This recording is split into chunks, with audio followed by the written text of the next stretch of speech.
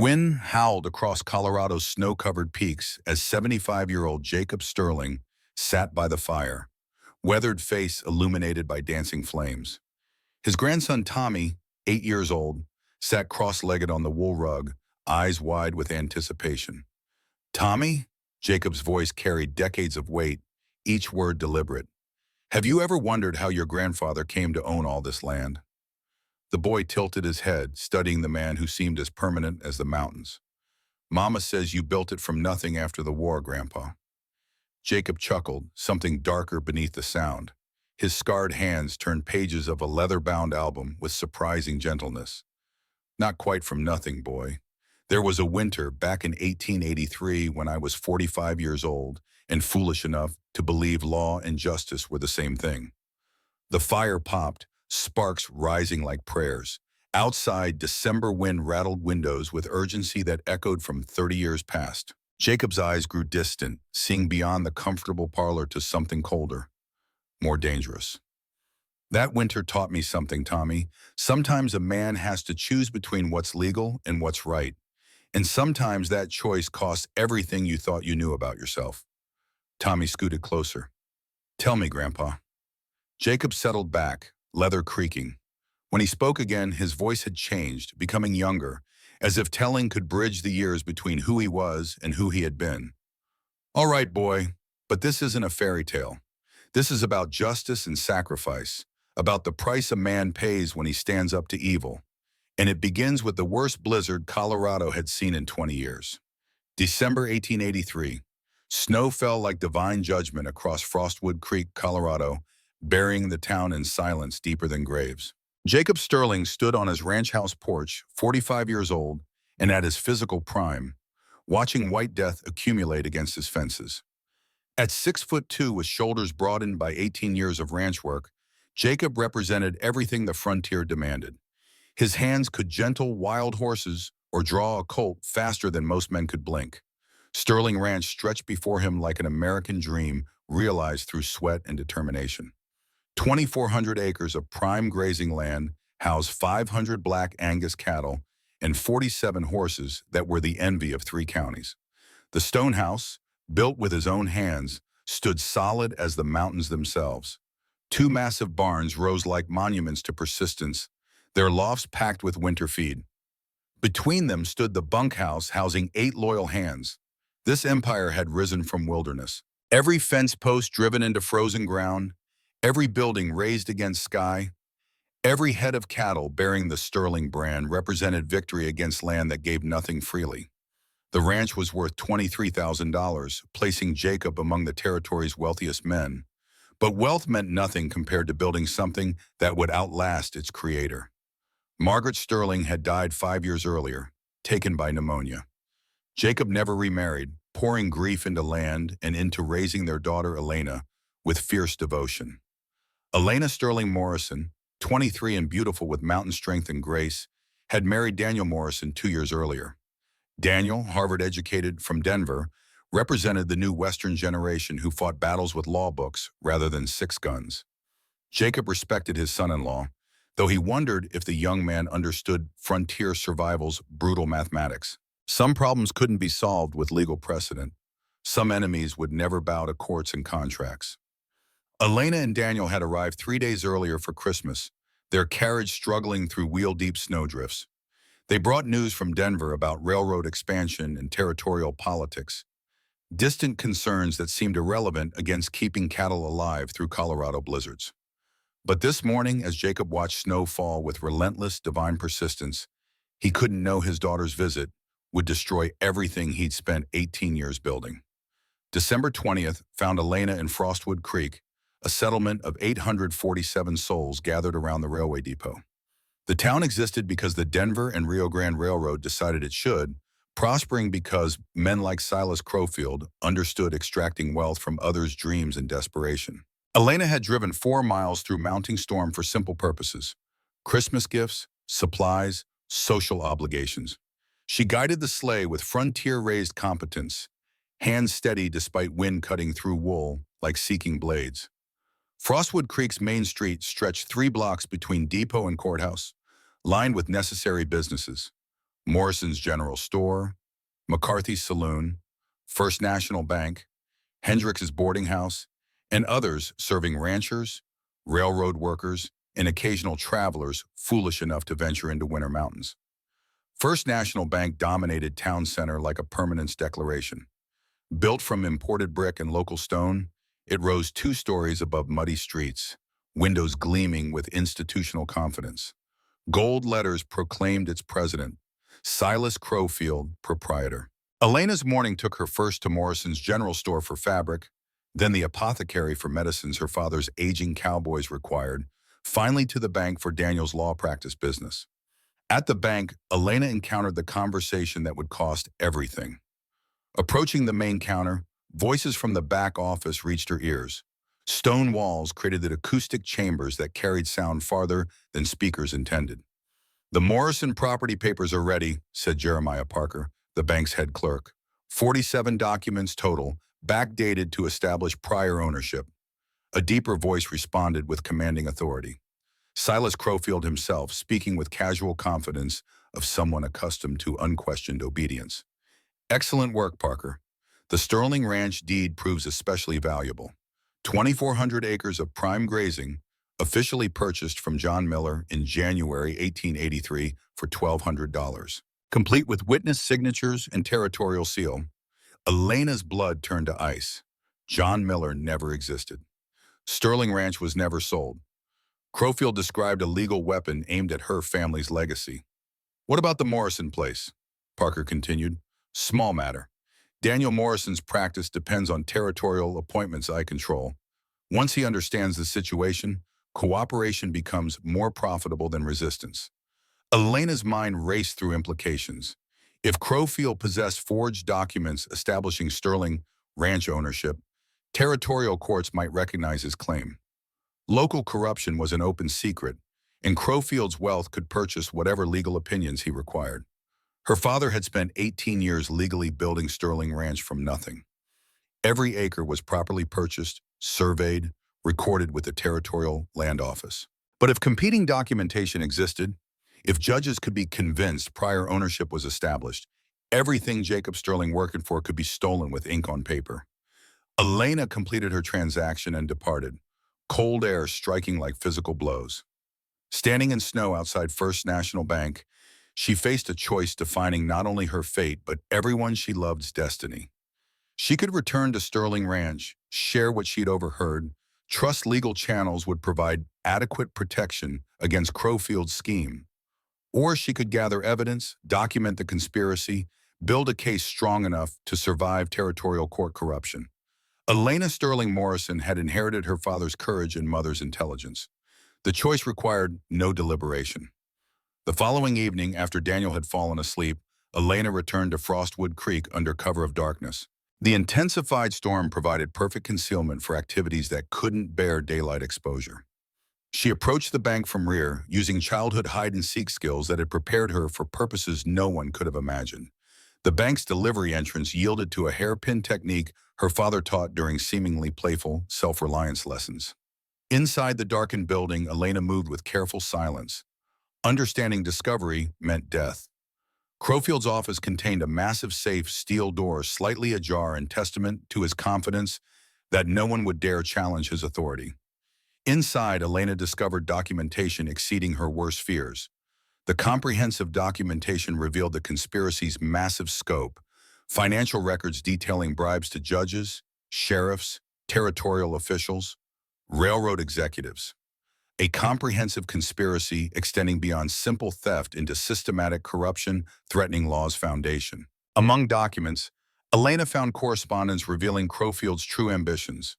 Denver and Rio Grande Railroad required 47,000 acres for a mountain route connecting Colorado's mining regions with eastern markets. Rather than negotiate fair purchases, the railroad contracted Crowfield to acquire property through legal manipulation and intimidation.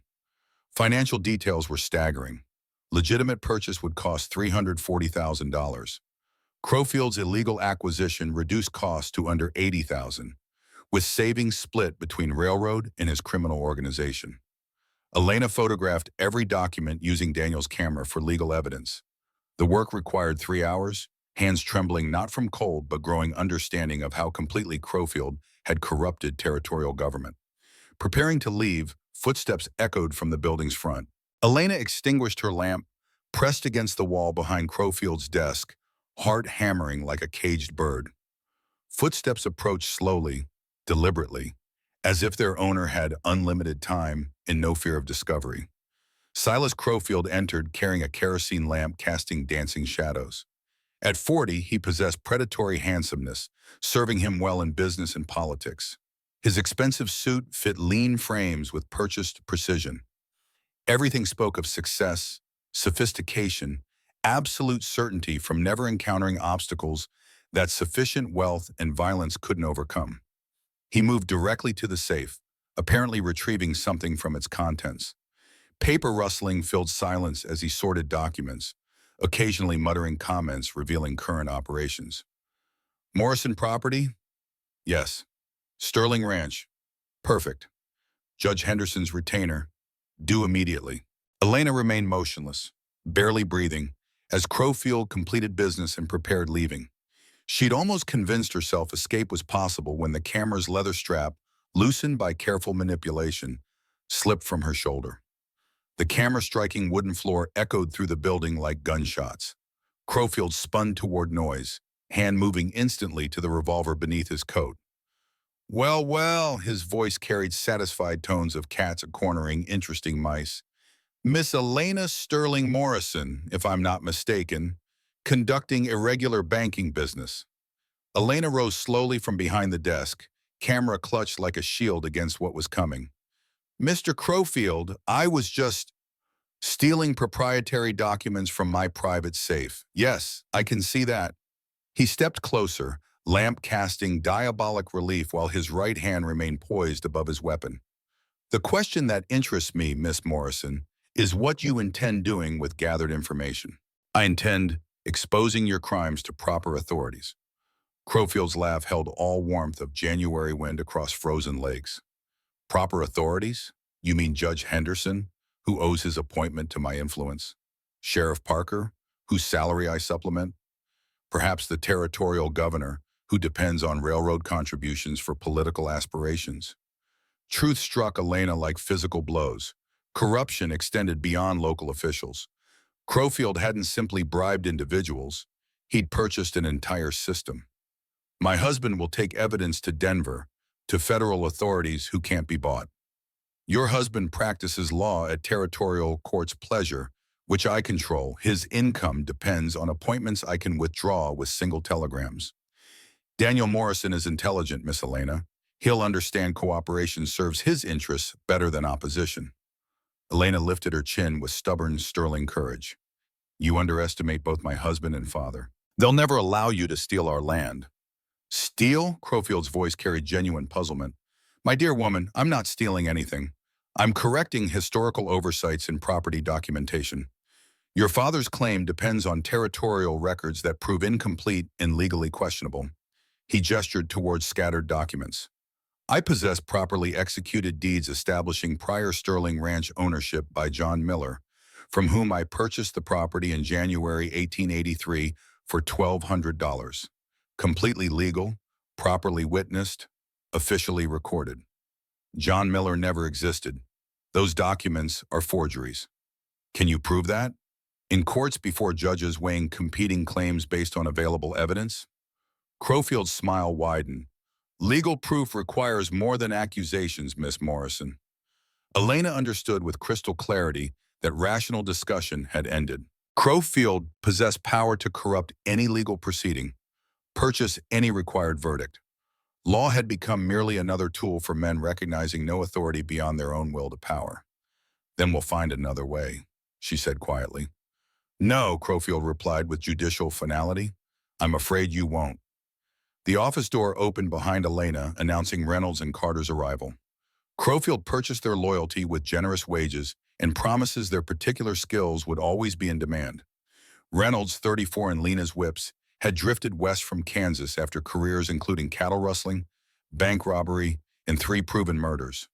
Carter possessed the kind of brutality civilization hadn't managed polishing away. Gentlemen, Crowfield said without taking eyes from Elena's face, We have a small problem requiring immediate solution. What followed was swift and terrible. Elena fought with desperate courage, managing to scratch Reynolds and kick Carter hard enough to double him over. But outcomes were never in doubt. When consciousness finally left her, she was grateful for darkness's mercy. December 21st dawned cold and clear, making mountains seem touchable. Jacob Sterling stood on his porch, coffee steaming, watching the road connecting Sterling Ranch to Frostwood Creek. Elena and Daniel had left the previous evening for Judge Henderson's social gathering, promising midnight return. Their failure to appear had cost Jacob sleep and left him with restless anxiety 18 years of frontier life taught him to take seriously. By noon, when no word came from town, Jacob saddled his best horse and rode toward Frostwood Creek through snow, drifted across roads in places deep enough to challenge experienced riders. Surrounding silence felt ominous, as if land itself held breath anticipating terrible revelation. He found them in Red Canyon, 3 miles from town on the road winding through foothills toward Sterling Ranch. The scene was carefully arranged, suggesting tragic accident. Daniel Morrison's body lay crumpled beside an overturned wagon. Elena's form, partially buried in snow, accumulated against canyon walls. Jacob dismounted and approached bodies with careful attention to detail that had served him well during 15 sheriff years. What he saw confirmed worse suspicions. The wagon was deliberately overturned, horses driven away, removing witnesses. Daniel's skull showed blunt force trauma rather than riding accident injuries. Elena's body bore no marks visible to casual observers, but Jacob's experienced eye detected violent signs no accident could explain. In Elena's frozen hand, he discovered paper that somehow survived the storm. The message, written in his daughter's careful script, but marred by what appeared to be blood, consisted of only a few words. 7 days. Justice will come to Sterling Ranch. Crowfield killed us. Proof in bank safe. Avenge. Jacob Sterling knelt in snow beside his daughter's body as absolute loss crashed down like avalanches. Margaret, taken by disease. Elena, murdered by greed. In 5 years, everything giving his life meaning beyond daily survival struggle had been torn away by forces beyond his control. But this time, the force had name and face. Silas Crowfield. Standing slowly, Jacob folded the blood-stained note and placed it in his coat pocket. When he spoke, his voice carried across empty canyon with oath-sworn authority. 7 days, he said to wind, snow, and distant mountains. In 7 days, Silas Crowfield will answer for what he's done. The man who rode toward Sterling Ranch bore little resemblance to the grieving father who discovered his daughter's body. Something fundamental had changed in Jacob Sterling during those canyon moments. Some final connection between civilized man and savage frontier had been severed forever. Justice wasn't something received from courts and judges. Justice was something taken with your own hands when law failed and civilization proved itself comfortable lies. Catherine Whitmore stood at her boarding house window on Elm Street, watching Jacob Sterling's solitary figure disappear into gathering dusk. At 29, Kate possessed understated beauty, serving her well in communities where excessive attention could prove dangerous to women living alone. Her auburn hair caught lamplight as she moved to the small desk where she conducted business correspondence, maintaining her carefully constructed identity. Kate's tailoring and boarding house occupied a modest 2-story building she'd purchased with cash 8 months earlier, claiming to be a St. Louis merchant's widow killed in railway accidents. 12 rooms rented to traveling salesmen provided both income and excellent intelligence about economic and political activities shaping Frostwood Creek life. But Catherine Whitmore was not who she appeared to be. Her real name was Victoria Hammond, widow of Federal Circuit Judge Harold Hammond, who died not from natural causes, but from poison Silas Crowfield administered during what should have been routine Denver business meetings. Harold Hammond hadn't been the corrupt judge public records suggested. For 2 years prior to death, he'd worked as undercover federal marshal, investigating conspiracies stretching across 7 territories involving systematic land theft, territorial government corruption, and railroad expansion policy manipulation, benefiting criminal entrepreneurs. At this conspiracy's center stood Silas Crowfield. Harold's investigation revealed operations dwarfing anything federal authorities had previously encountered in Western territories. Railroad companies, rather than negotiating fair land purchases, entered agreements with criminal organizations that would acquire necessary acreage through fraud, intimidation, and violence. Cost savings were enormous, profits spectacular, human costs invisible to investors never seeing displaced families' faces.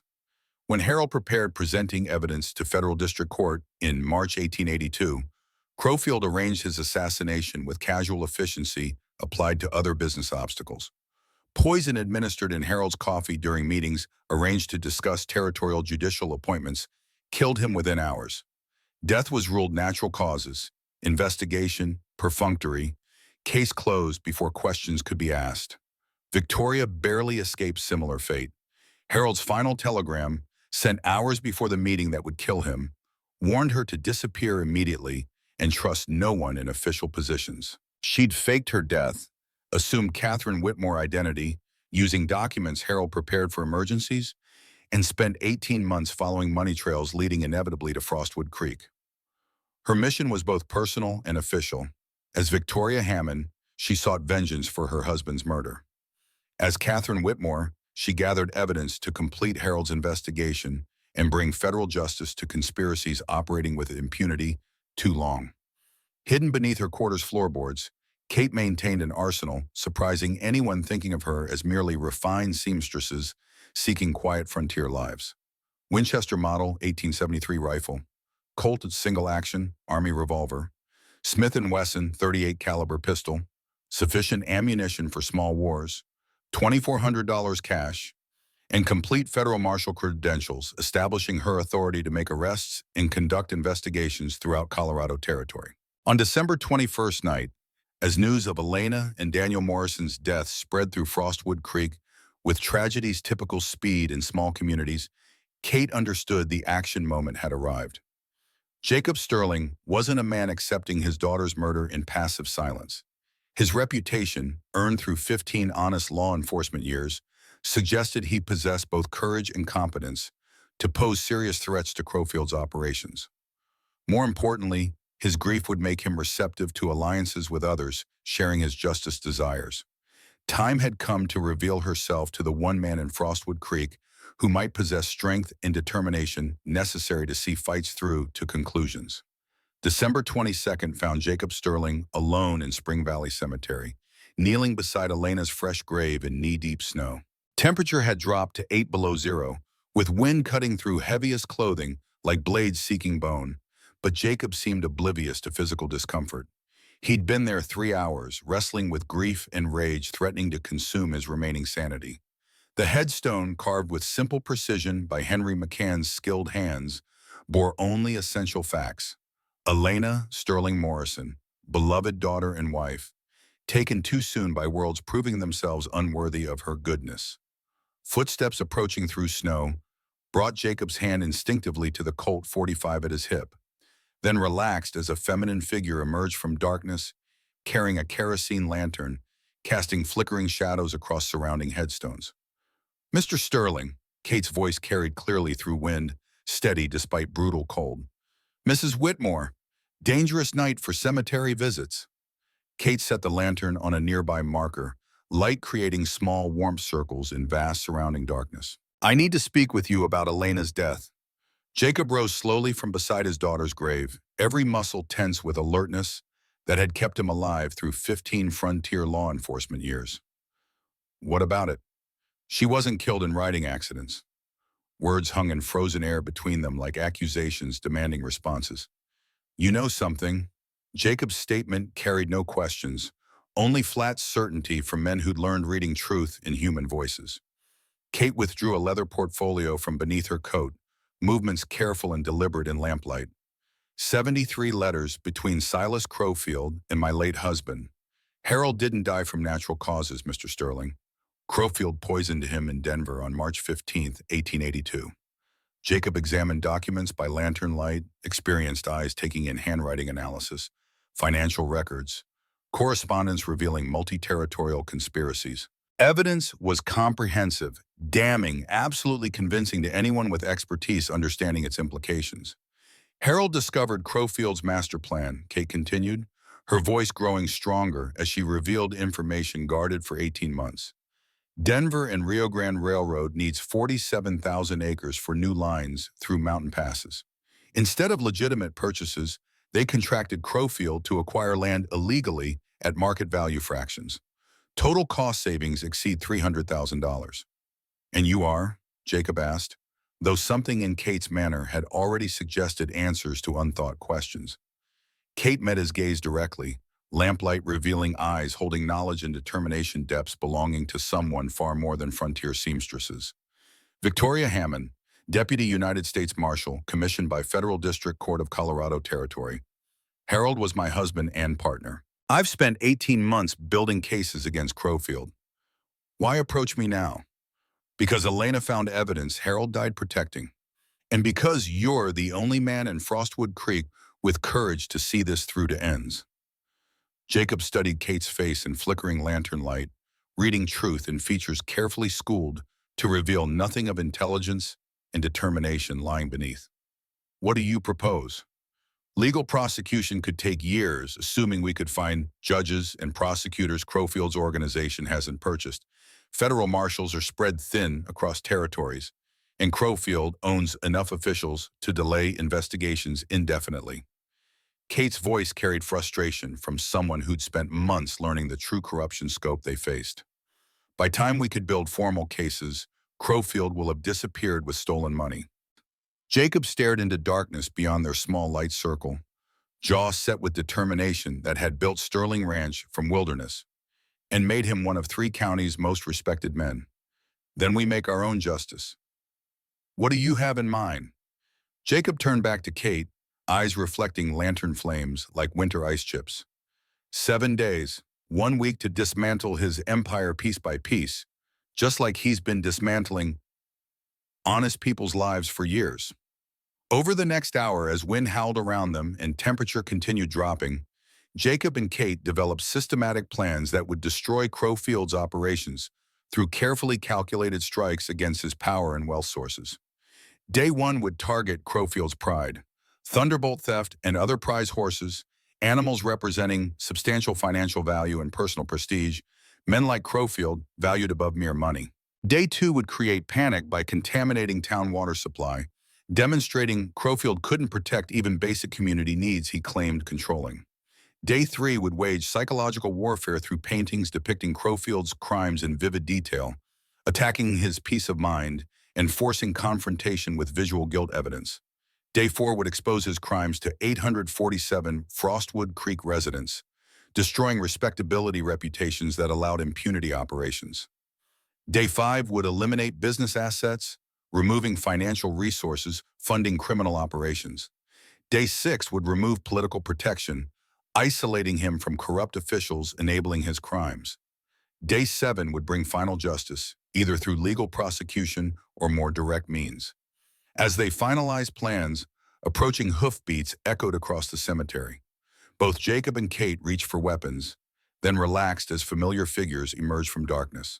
Deputy Marcus Reed dismounted and approached their position with cautious movements, from men understanding unexpected encounters could turn deadly without warning. At 31, Marcus had served as deputy sheriff for 6 years, earning competence and integrity reputations, placing him among few territorial law enforcement officers Crowfield's money couldn't purchase. Mr. Sterling, Mrs. Whitmore. Marcus removed his hat despite bitter cold, melted snow droplets glistening in his dark hair. Unusual time for cemetery meetings. Jacob and Kate exchanged glances, each understanding their alliance had reached decision moments. They could attempt concealing plans from lawmen whose honesty was well established, but whose loyalty remained unknown, or risk trusting someone whose position might prove crucial to their success. Deputy Reed, Jacob said carefully, we were discussing Elena's death's tragic circumstances. Marcus studied both with intelligent, brown eyes, missing very little.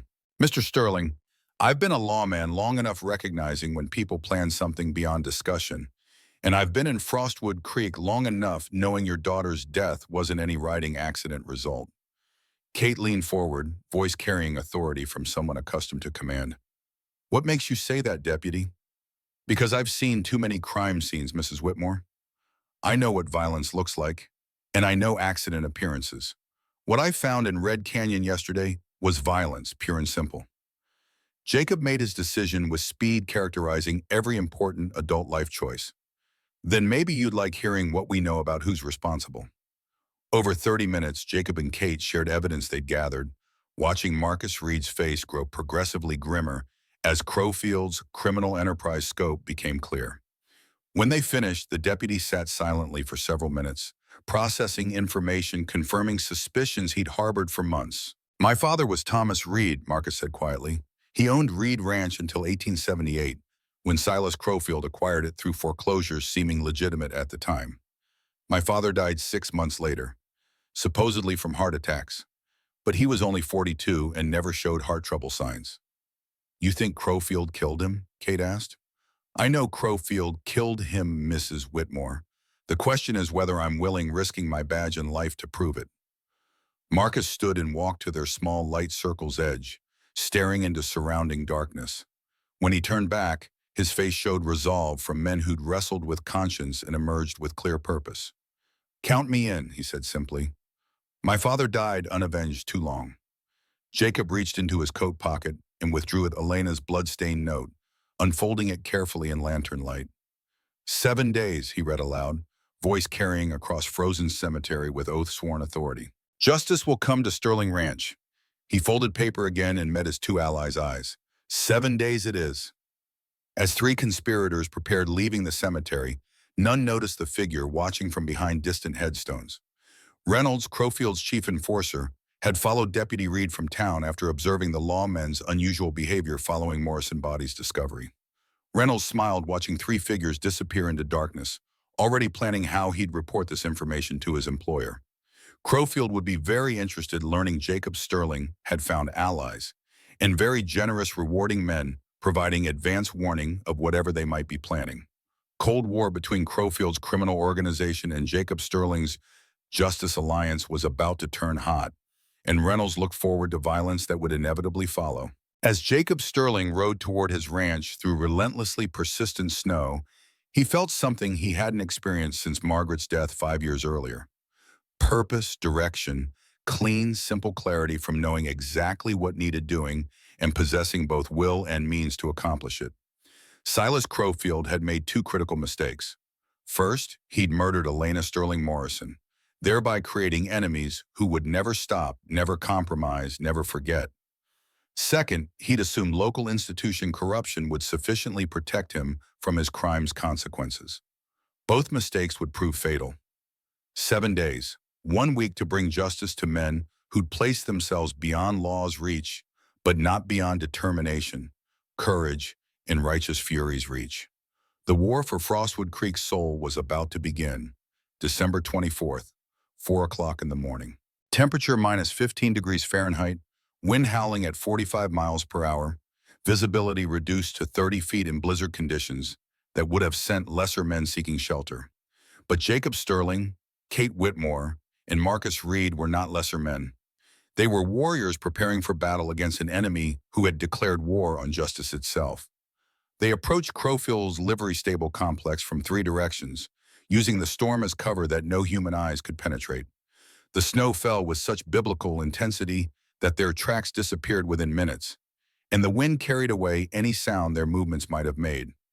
This was God's own weather for conducting the kind of business that decent men were sometimes forced to undertake. As they approached the familiar stable complex, Jacob remembered every detail from their previous reconnaissance. The imposing structure still housed Crowfield's prized animals, but now it was guarded with doubled security. These animals were symbols of status, living proof that Silas Crowfield had risen above the common struggles of frontier life to achieve something approaching aristocracy in a land that had never known kings. Thunderbolt occupied the corner stall like a monarch holding court. The magnificent black stallion stood 16 hands high, muscles rippling beneath his winter coat with every movement, nostrils flaring with the kind of spirited intelligence that made him worth $800. In a territory where skilled workers earned $25 per month, Thunderbolt represented more wealth than most families would accumulate in 3 hard years of honest labor. The stable's security reflected Crowfield's understanding of human nature and frontier economics. 4 guards rotated in 12-hour shifts, each man earning more in a week than most cowboys saw in a month. But even well-paid loyalty had its limits when faced with weather that could kill a man in minutes. The blizzard had forced all but one sentry into the heated guardhouse, where they huddled around a pot-bellied stove, playing cards and drinking whiskey to ward off the cold that penetrated even the thickest walls. Jacob approached from the north, using the barn's wind shadow to mask his movements, while his experienced eyes cataloged every detail of the defensive arrangements. 22 years of law enforcement had taught him patience, timing, and the kind of careful observation that separated living lawmen from dead heroes. He carried his Winchester Model 1873, the rifle that had never missed when his life depended on accuracy, the Colt's single-action army that had cleared leather faster than his enemies could blink, a hunting knife honed to razor sharpness, and enough rope to control 7 horses if the opportunity presented itself. Kate positioned herself at the stable's rear exit, her feminine appearance concealed beneath men's clothing and a heavy coat that disguised her true form. Her federal marshal training was evident in the confident way she handled her Smith & Wesson .38, checking the cylinder one final time before settling into position among the shadows. Her role was crucial: prevent any guards from escaping, to raise an alarm that would bring Crowfield's entire organization down upon them like wolves descending on wounded prey. Marcus Reed took the eastern approach, covering the main entrance with the natural authority of a lawman whose presence in any location could be easily explained to anyone who might question his activities. As deputy sheriff, he possessed legitimate reasons for patrolling during severe weather, checking on the welfare of citizens and livestock that represented the economic foundation of their small community. His intimate knowledge of guard rotations and building layout would prove invaluable if unexpected complications arose during their carefully planned operation. Jacob reached the stable without detection, moving through the storm like a ghost that left no traces in its wake. The interior warmth hit him like a physical blow after the brutal cold outside, and he paused for a moment to let his eyes adjust to the dim light cast by oil lamps hanging from wooden rafters. The familiar smells of hay, leather, and horse sweat filled his nostrils, bringing back memories of his own cavalry service during the war between the states. 23 horses stamped and whinnied softly, agitated by the storm, but somehow calmed by Jacob's presence. Animals possessed instincts that men had largely forgotten, an ability to sense character and intention that transcended human deception. These horses recognized Jacob as someone who understood their nature, who would treat them with the respect that living creatures deserve. He worked with the systematic efficiency of a man who had handled horses since childhood, when his father had taught him that a man's relationship with his animals revealed everything about his character. First, he cut the telegraph wire connecting the stable to Crowfield's mansion, ensuring that no alarm could be transmitted to summon reinforcements. The copper wire parted with a soft snap that was immediately swallowed by the wind howling through gaps in the wooden walls. Second, he applied his horseman's knowledge to quietly saddle Thunderbolt and 6 other valuable animals, working in the darkness between oil lamps, where shadows provided natural concealment. Each saddle was fitted with the care of a man who understood that poorly secured tack could mean death in mountain terrain. Every buckle was checked, every strap tested, every piece of equipment examined for flaws that might prove fatal. Third, he opened every remaining stall door, creating controlled chaos that would cover their escape route and confuse any pursuit that might follow. 17 horses would scatter across the countryside, some heading for familiar pastures, others seeking shelter from the storm.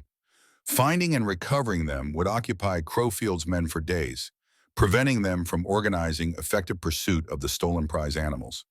The plan unfolded with military precision that reflected Jacob's Civil War experience, until an unexpected complication threatened to transform careful strategy into desperate improvisation. The guard rotation occurred 15 minutes ahead of schedule, possibly due to concern about the worsening weather conditions. The sentry discovered the open stalls and raised an alarm that echoed through the building like the trumpet blast announcing Judgment Day. Within seconds, the peaceful stable erupted into chaos as boots pounded across wooden floors and men's voices shouted orders that revealed both surprise and professional anger. Crowfield's guards might be criminals, but they were competent criminals who understood their employer's expectations regarding the protection of valuable property.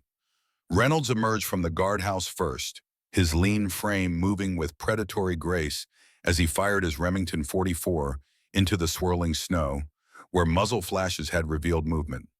At 34 years old, Reynolds had earned his reputation through violence applied with surgical precision, and his presence on Crowfield's payroll represented a significant investment in intimidation and enforcement capabilities.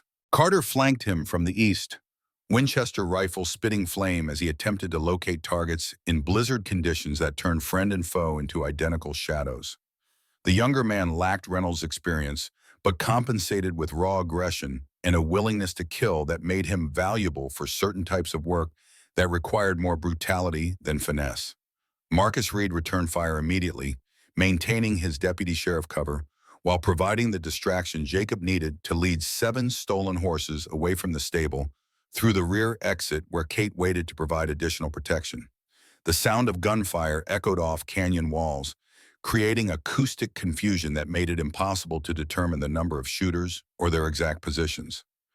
The chase that followed tested every skill Jacob had acquired during his years on the frontier, when survival depended on reading terrain, weather, and the intentions of both men and animals. Leading 7 horses through narrow canyon passes in near-zero visibility required instincts honed by decades of mountain experience that no amount of formal education could provide. The stolen animals fought against unfamiliar riders in strange terrain, their natural herding instincts complicated by the storm that made every shadow potentially dangerous.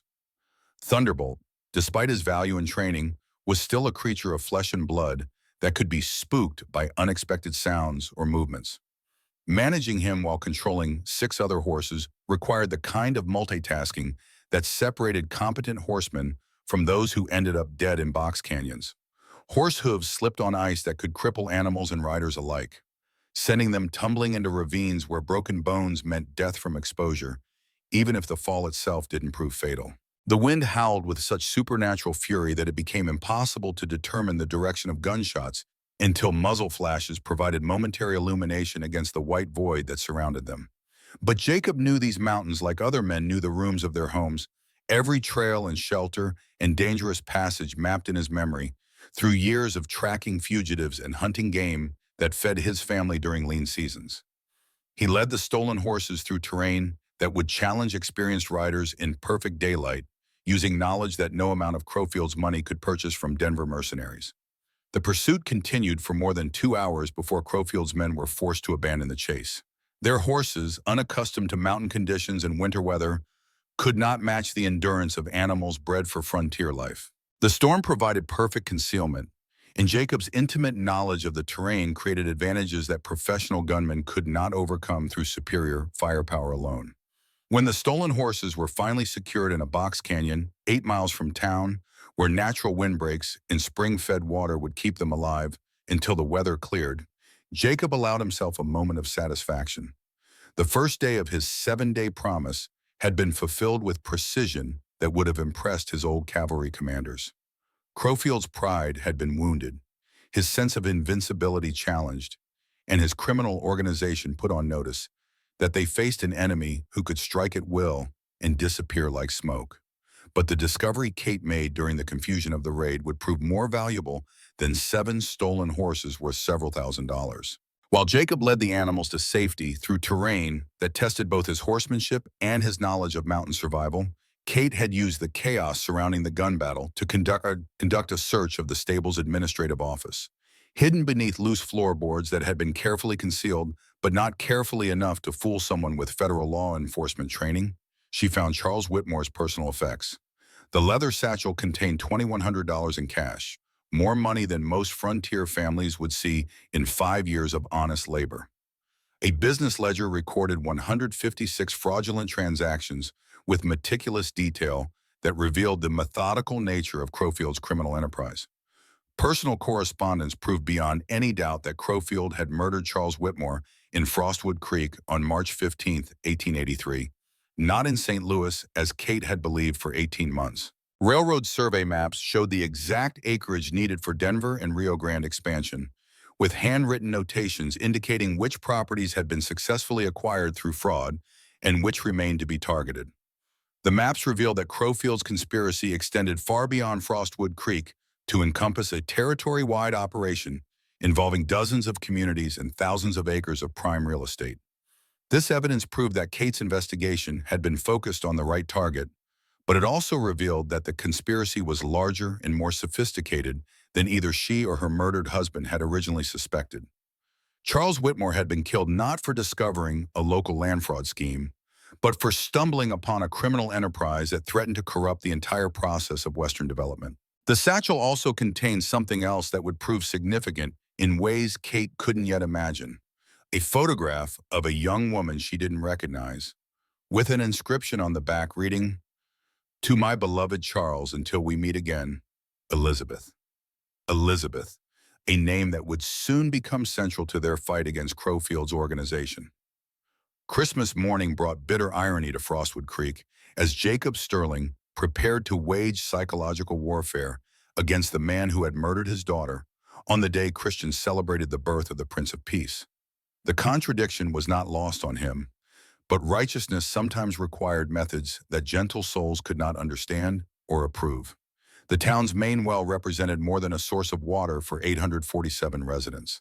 During winter months when the creek froze solid, this hand pump system reaching 47 feet down to the natural water table meant the difference between life and death for the entire community. Control of the water supply equaled control of the population, a principle that Silas Crowfield understood perfectly and had used to maintain his economic stranglehold on the region. Jacob's engineering knowledge, gained through years of ranch construction and the kind of practical problem-solving that frontier life demanded, proved crucial for executing the second day's operation. He created a water contamination system using 5 pounds of iron oxide, commonly known as red rust, mixed with 3 gallons of water to produce a slurry that would turn the entire well output the color of fresh blood. The execution required precise timing and careful attention to technical details that could mean the difference between success and discovery. Jacob descended into the well using rope and pulley equipment that he had constructed according to mining techniques learned during his younger years in Colorado's goldfields. The confined space, barely wide enough to accommodate a man's shoulders, tested his nerves as much as his physical capabilities. Working by the light of a carefully shielded lantern, Jacob deployed the mixture at optimal depth to ensure complete distribution throughout the water table without creating concentrations that might quickly settle out of the solution. The timing mechanism, constructed from a weighted bucket and carefully measured rope, would release the iron oxide slurry at exactly 6 o'clock in the morning when the first residents would draw water for their daily needs. The results exceeded his most optimistic expectations. As dawn broke across Frostwood Creek on Christmas morning, families throughout the community discovered crimson liquid flowing from their pumps instead of the clear, cold water they depended upon for survival. The effect on a deeply religious community celebrating Christ's birthday was profound and deeply unsettling. Mrs. Abigail Green, the minister's wife, screamed when she saw blood-red water filling her bucket outside the parsonage. Within minutes, her cry was taken up by other women throughout the town as the contamination spread through the entire water distribution system.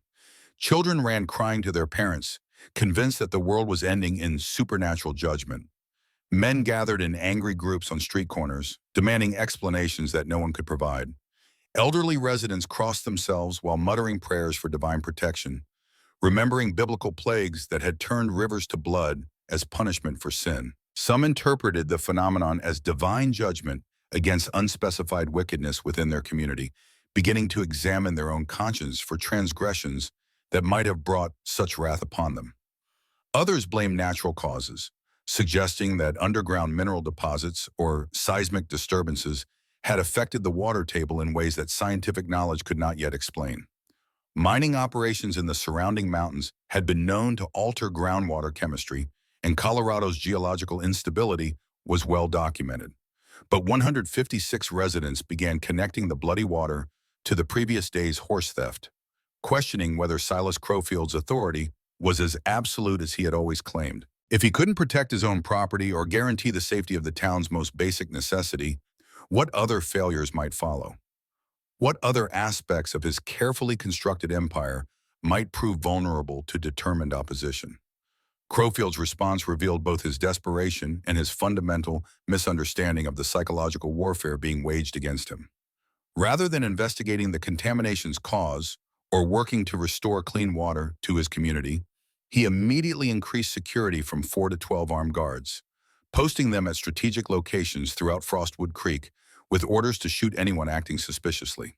He offered a $500 bounty for Jacob Sterling's capture, dead or alive, and sent urgent telegraph messages to Denver, requesting professional trackers who specialized in hunting fugitives through mountain terrain. Most significantly, he began investigating Kate Whitmore's background through territorial and federal law enforcement contacts, suspecting that Jacob Sterling had found allies whose capabilities extended far beyond local knowledge and frontier skills. The psychological impact of the bloody water would last for days, creating an atmosphere of unease and uncertainty that undermined Crowfield's carefully cultivated image of control and competence. Residents who had never questioned his authority began whispering doubts about his ability to protect them from threats both natural and supernatural. But on Christmas afternoon, as the contamination reached its peak psychological effect, and families throughout Frostwood Creek struggled to find clean water for cooking their holiday meals, an unexpected visitor arrived at Sterling Ranch who would transform the entire nature of their conflict with Crowfield's organization. Billy Morrison appeared at Jacob's front porch like a small ghost materialized from the swirling snow that continued to fall with relentless persistence. At 8 years old, he was Elena's cousin's son, whose father had died in a mining accident 2 years earlier. Daniel Morrison had taken him and his family when a tunnel collapse trapped 12 men beneath tons of Colorado granite. Billy had been staying with Elena and Daniel during their Christmas visit, sleeping in the guest room of their modest house when Crowfield's assassins came to commit the murders that were intended to silence forever anyone who might threaten the criminal empire that had made Silas Crowfield the most powerful man in 3 counties. The boy collapsed on the porch steps in the final stages of hypothermia, his small body pushed beyond the limits of human endurance by walking 12 miles through blizzard conditions that would have killed grown men within hours. His lips were blue with cyanosis, his fingers white with frostbite that threatened permanent damage, and his entire body shook with convulsions that spoke of prolonged exposure to cold that could stop a human heart. Kate's medical knowledge, learned from frontier necessity rather than formal training, but comprehensive enough to handle most emergencies that arose in isolated communities, guided the treatment that would save Billy's life. Gradual warming in the main house prevented the shock that could kill hypothermia victims. Hot broth administered in careful doses restored body heat without overwhelming his stress system.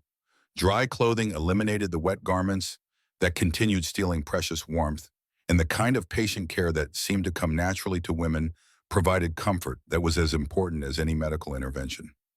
Billy remained silent for nearly 3 hours after his rescue, his young mind struggling to process horrors that no child should ever witness. When he finally spoke, his words were barely above whispers, but they confirmed Jacob's worst suspicions and revealed details that would reshape their understanding of Crowfield's criminal methods and future intentions.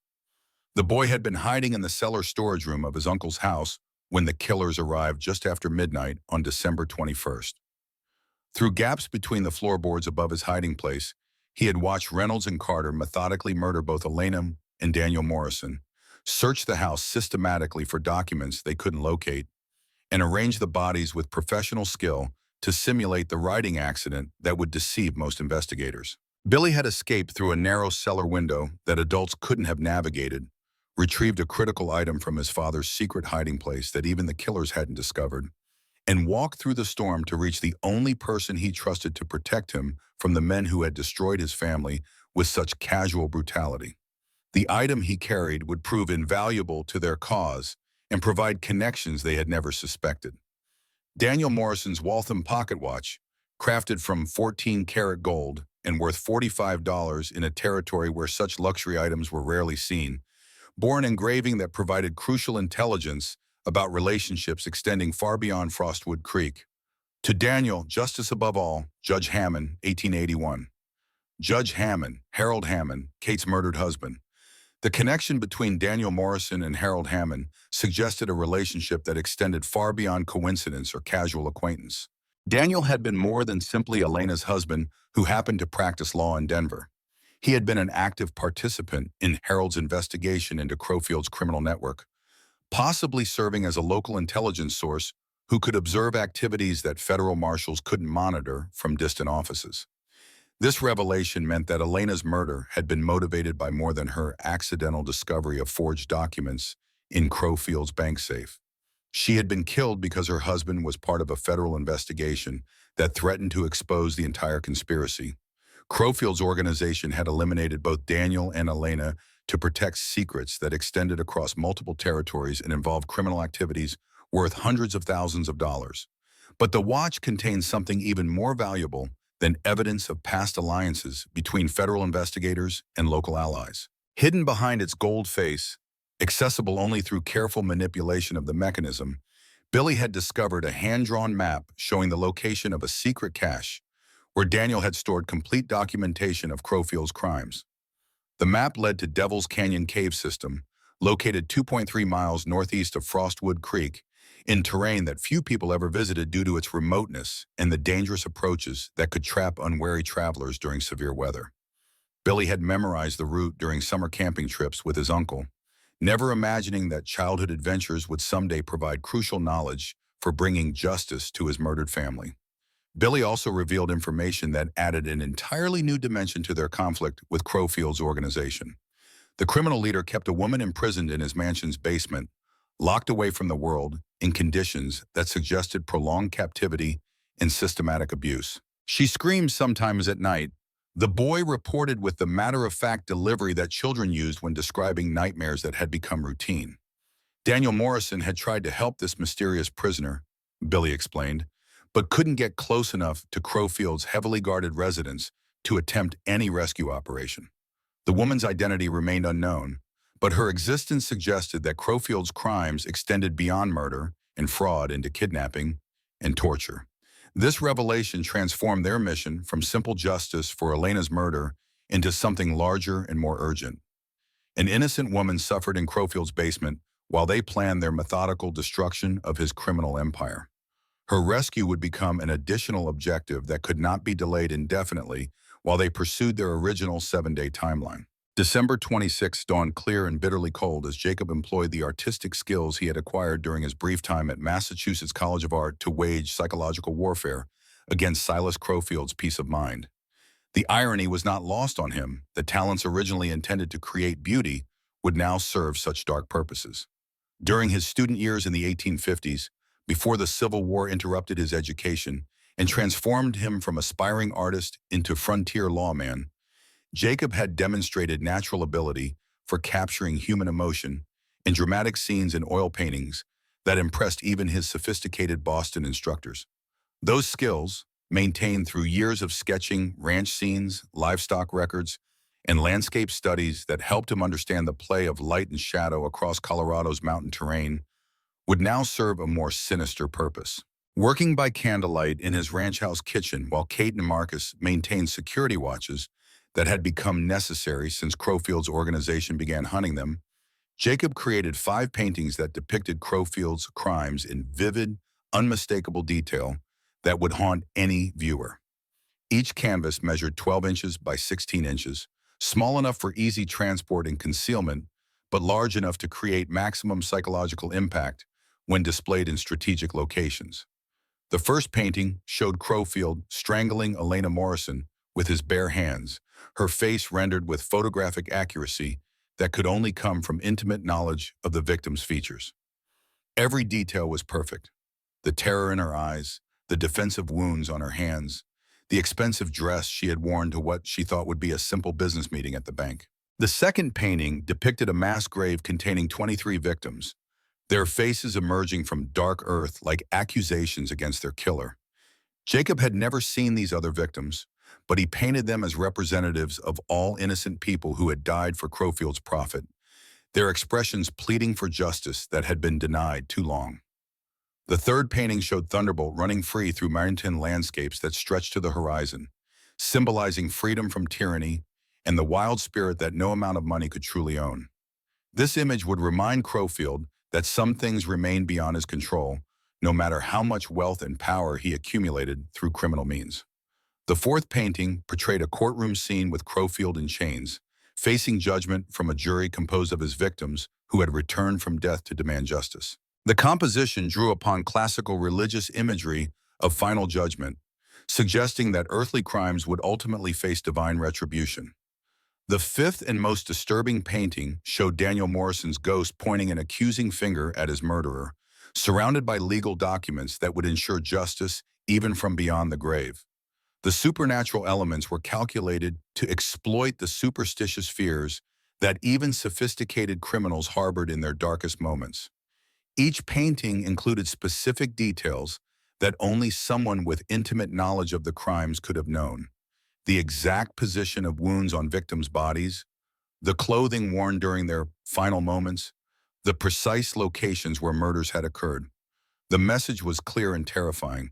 Someone knew everything, someone who could not be bought or intimidated into silence. Jacob delivered the paintings simultaneously across town during pre-dawn hours when Crowfield's guards were least alert, using knowledge gained from 15 years of law enforcement to avoid patrols and surveillance systems that protected the most sensitive locations. Strategic placement ensured that Crowfield would encounter each image throughout his normal daily routine, creating a psychological siege that would intensify throughout the day. The first painting, positioned in the bank office where Elena had been murdered, was discovered at 7 o'clock in the morning when Crowfield arrived to conduct what he believed would be routine business. His initial anger at this violation of his private space gave way to growing paranoia as additional images were found throughout the day at locations where he conducted his various enterprises. By noon, 5 paintings had created a psychological siege that left Crowfield pacing his mansion corridors like a trapped animal, studying the windows for watchers who might be observing his reactions and jumping at unexpected sounds that might herald the approach of enemies he could not identify or locate. Staff members reported that their employer's usually immaculate appearance became increasingly disheveled as the day progressed, and his decision-making abilities deteriorated noticeably under the psychological pressure. Crowfield's alcohol consumption increased dramatically as he sought liquid courage to face threats that seemed to come from everywhere and nowhere simultaneously. Sleep deprivation became evident in his bloodshot eyes and trembling hands, and servants whispered among themselves about their employer's apparent descent into madness. The psychological warfare was achieving its intended effect, but it also accelerated Crowfield's timeline for eliminating the enemies who dared to challenge his authority in such a personal and terrifying manner. December 26th afternoon brought Jacob, Kate, Marcus, and Billy to Devil's Canyon cave system through terrain that challenged even experienced mountain travelers accustomed to Colorado's unforgiving geography. Narrow paths covered with treacherous ice wound between rock formations that could conceal ambushes or simply collapse without warning onto anyone foolish enough to venture into such dangerous territory during winter months. Visibility remained limited by continuing snow showers that transformed familiar landmarks into alien shapes, and temperatures that threatened frostbite made every exposed moment potentially fatal. The journey required nearly 3 hours of careful navigation, with frequent stops to rest horses and check that young Billy was not succumbing to exposure that could kill him as surely as any bullet. The cave system itself represented millions of years of geological history, limestone formations carved by underground streams that had created chambers large enough to house entire buildings. The main chamber measured 40 feet by 25 feet with 12-foot ceilings that disappeared into darkness beyond their lantern light, while side passages extended more than 200 feet into the mountainside through corridors that ancient waters had carved with infinite patience. Temperature remained constant at 45 degrees year-round, creating natural preservation in environments that Daniel Morrison had recognized as perfect for protecting crucial evidence from both weather damage and human interference. The caves had been used by Native Americans for generations, then by trappers and miners who needed secure storage for valuable supplies, and finally by Daniel Morrison for purposes that would determine whether justice or corruption would triumph in their struggle. Daniel's hiding place occupied the deepest accessible chamber, concealed behind rock formations that appeared natural but had been carefully arranged to hide the steel strongbox that contained evidence worth more than all of Crowfield's stolen wealth. The strongbox itself was military surplus from the Civil War, built to withstand artillery bombardment and featuring a combination lock that required precise knowledge of the three-number sequence Billy had memorized during his final conversation with his uncle. 4, 23, 81. Elena's birthday converted to numbers that would unlock secrets capable of destroying the most powerful criminal organization in Colorado territory. The strong box contained documentation that revealed the true scope of Crowfield's criminal enterprise. Information so comprehensive and damning that its discovery would mark the beginning of the end for every corrupt official and criminal associate who had participated in the conspiracy. Financial records showed $47,000 in stolen cash hidden in various caches throughout the territory, money that represented the life savings of families who had been cheated out of their property through forged documents and manipulated legal proceedings. 156 forged land deeds affected 47,000 acres of prime real estate that had been systematically stolen over 4 years of criminal activity. Railroad contracts worth $890,000 in profit over 10 years demonstrated the massive scale of a conspiracy that involved some of the most powerful corporations in America.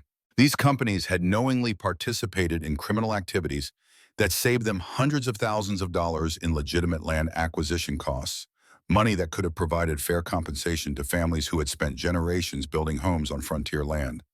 Murder documentation provided complete lists of 23 assassination victims whose deaths had been orchestrated over 4 years of systematic elimination of anyone who threatened Crowfield's operations. Detailed descriptions of methods included poison for 7 victims, staged accidents for 9 victims, shootings for 4 victims, and drownings for 3 victims. The professional killers employed by the organization included Reynolds, Carter, and 6 other men whose identities had never been suspected by legitimate law enforcement agencies. The conspiracy's scope extended far beyond simple land fraud into systematic corruption of territorial institutions that were supposed to protect honest citizens from exactly these kinds of criminal enterprises.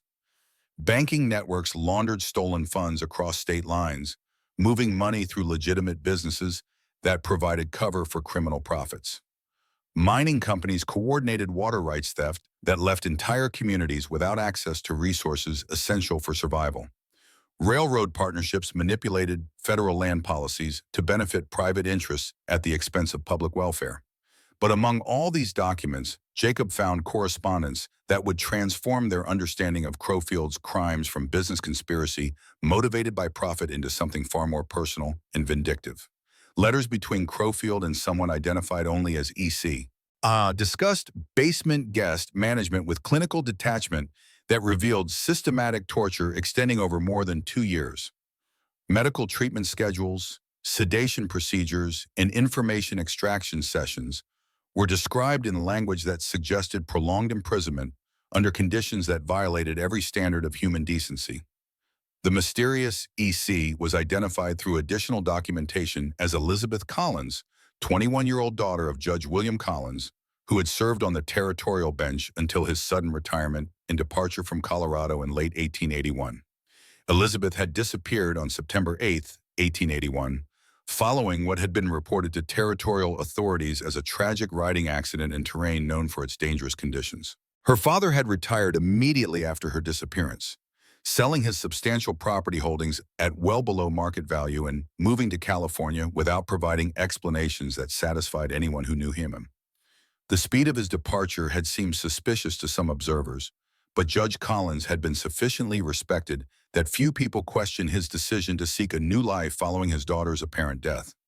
Judge Collins's corruption was revealed through financial records that documented his acceptance of $12,000 in bribes to dismiss charges against Crowfield in an 1881 land dispute case that should have resulted in criminal prosecution and prison sentences. When Elizabeth discovered her father's corruption and threatened to expose his crimes to federal authorities, Crowfield had eliminated the threat through kidnapping rather than murder, keeping her alive as leverage to ensure her father's continued silence and cooperation.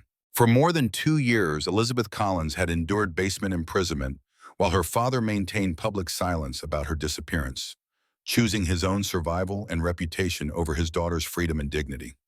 Judge Collins's sudden retirement hadn't been grief-related but fear-motivated. The desperate act of a broken man who had sold his integrity and sacrificed his daughter to protect secrets that would destroy his career and possibly his life. Elizabeth's rescue had become an immediate moral imperative that transcended their original mission of seeking justice for Elena's murder. But it would also expose them to Crowfield's most heavily defended position at a time when their enemy was already searching for them with increasing desperation and violence. December 27th brought information warfare as Jacob's alliance systematically distributed evidence of Crowfield's crimes throughout Frostwood Creek's 847 residents, creating the kind of public pressure that even the most corrupt officials could not ignore indefinitely. Kate's boarding house provided an excellent distribution network through 12 influential traveling guests whose business took them throughout Colorado Territory and beyond. These men included railroad surveyors, mining equipment salesmen, cattle buyers, and territorial officials whose work put them in contact with law enforcement agencies and business leaders across multiple communities. Their credibility and extensive contacts made them ideal messengers for information that needed to reach the widest possible audience. Marcus Reed's law enforcement connections included 5 deputies and 1 sheriff from neighboring jurisdictions who possessed both the authority and the motivation to investigate criminal activities that threatened the integrity of territorial institutions. These men had sworn oaths to uphold justice, and most of them took those commitments seriously despite the corruption that infected some aspects of territorial government. Henry McCann's blacksmith shop served as an unofficial meeting place for 67 local ranchers whose economic interests had been directly damaged by Crowfield's land manipulation schemes. These men controlled significant political influence within their communities and possessed the kind of practical knowledge about property values and ownership histories that would allow them to verify many of the accusations being made against Crowfield's organization. The information campaign focused on evidence that ordinary residents could verify through their own experience and knowledge of local affairs. Names of 23 murder victims included several men who were well known and respected within their communities, whose deaths had seemed suspicious at the time but had never been properly investigated due to Crowfield's influence over local law enforcement. Financial details of the land theft scheme were presented with specific examples that residents could confirm by checking territorial land office records. Railroad conspiracy documentation explains suspicious changes in development patterns that had puzzled observers but had never been connected to criminal activity. Proof of territorial government corruption provided names and specific instances of bribery that had allowed criminal activities to proceed without legal consequences. Public reaction divided along predictable lines that reflected both economic interests and moral convictions. 312 residents, mostly ranchers, farmers, and working-class families who had suffered directly under Crowfield's economic control, immediately believed the accusations and demanded immediate action against the criminal organization that had exploited them for years. 278 residents, including business owners, professionals, and town officials, whose financial welfare depended on maintaining good relationships with Crowfield's various enterprises, rejected the evidence as fabricated and accused Jacob Sterling of pursuing personal vengeance rather than legitimate justice. These individuals had too much to lose from Crowfield's downfall to accept evidence of his criminal activities, regardless of how compelling that evidence might be. The remaining 257 residents adopted cautious wait-and-see attitudes, demanding additional proof before choosing sides in a conflict that could determine Frostwood Creek's future direction and their own personal fortunes. These people understood the stakes involved, but lacked either the courage or the conviction to commit themselves to either faction without stronger assurances about the eventual outcome. The division culminated in a town meeting that Crowfield called for 7 o'clock in the evening at Frostwood Creek Community Hall, a building whose 200-person capacity was overwhelmed by 267 attendees who packed into every available space.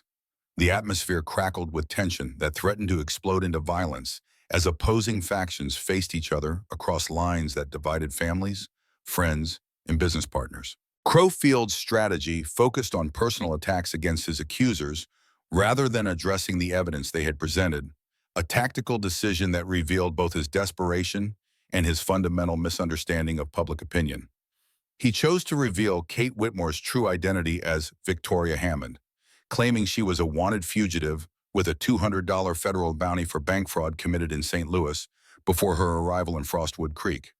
The charges were partially fabricated, but contained enough truth to create the confusion Crowfield needed to discredit his enemies. While Kate's false identity was confirmed by territorial records that Crowfield's contacts had provided, the criminal allegations had been invented specifically to provide ammunition for exactly this kind of character assassination. The revelation shook public confidence in Jacob's alliance, creating doubts about their motives and credibility that would require time and additional evidence to overcome completely. The town meeting dissolved into shouting matches between pro-Crowfield and pro-Sterling factions, with accusations and counter-accusations flying across the crowded hall like verbal bullets. Men who had been friends for decades found themselves on opposite sides of issues that threatened to tear their community apart. Women clutched their children and moved toward exits as the potential for physical violence increased with every angry exchange.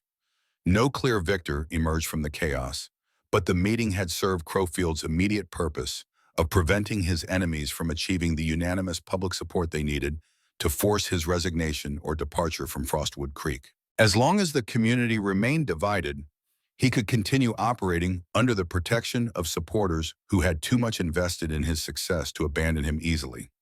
But as the meeting ended and residents filed out into the cold December night, their heated arguments continuing in smaller groups that gathered on street corners and in front of businesses, Elizabeth Collins herself provided evidence that would shatter Crowfield's remaining credibility forever. Elizabeth had escaped from Crowfield's mansion basement during the confusion created by the town meeting, when most of his guards were monitoring the community hall for signs of organized resistance or violence that might threaten their employer's interests.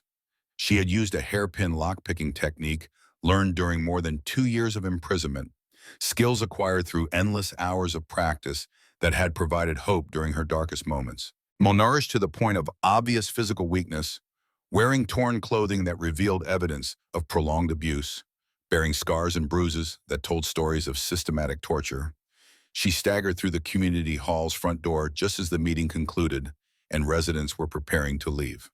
Her appearance silenced both factions immediately and completely. Even Crowfield's most loyal supporters, men who had defended him against every accusation and dismissed every piece of evidence as fabricated lies, could not deny the visual proof of imprisonment, torture, and systematic abuse that stood before them in the person of a young woman they had believed dead for more than 2 years. Elizabeth Collins had been the daughter of one of Colorado Territory's most respected judges, a beautiful and intelligent young woman whose disappearance had been mourned throughout the region. Her return from what everyone assumed was death provided testimony more powerful than any document or witness statement could ever achieve. Elizabeth's story, told in a voice weakened by malnutrition but strengthened by 2 years of surviving hell, provided the missing pieces of evidence that would ensure Crowfield's destruction. As an eyewitness to Daniel and Elena Morrison's murders, she could provide courtroom testimony that would guarantee convictions even in corrupted courts.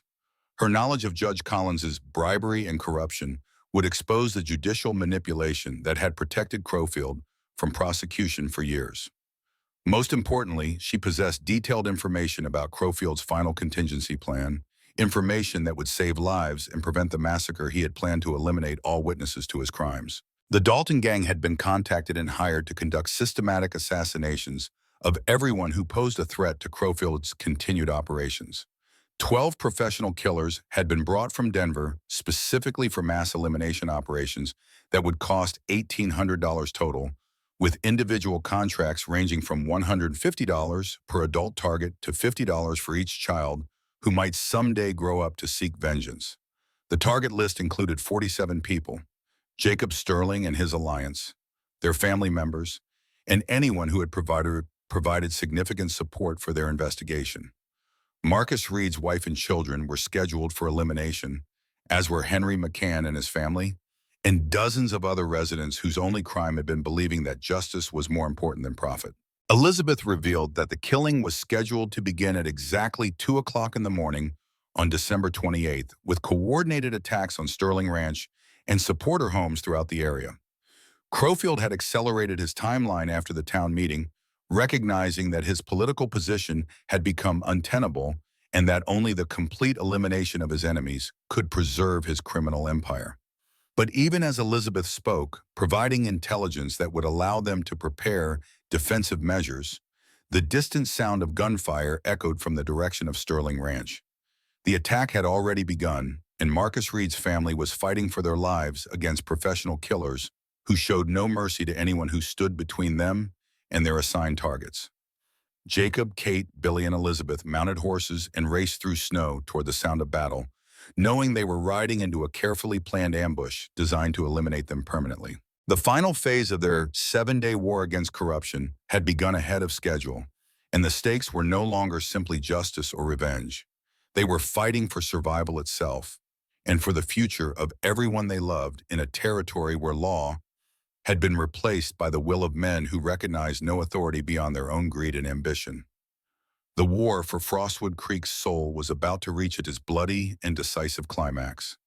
December 27th, 11 o'clock at night, the sound of gunfire echoed across the frozen landscape like thunder rolling through mountain valleys, each shot carrying with it the promise of death and the certainty that innocent blood was being spilled in service of evil ambitions. Marcus Reed's farmhouse stood under siege, surrounded by professional killers who had traveled from Denver for the specific purpose of eliminating everyone who dared to oppose Silas Crowfield's criminal empire.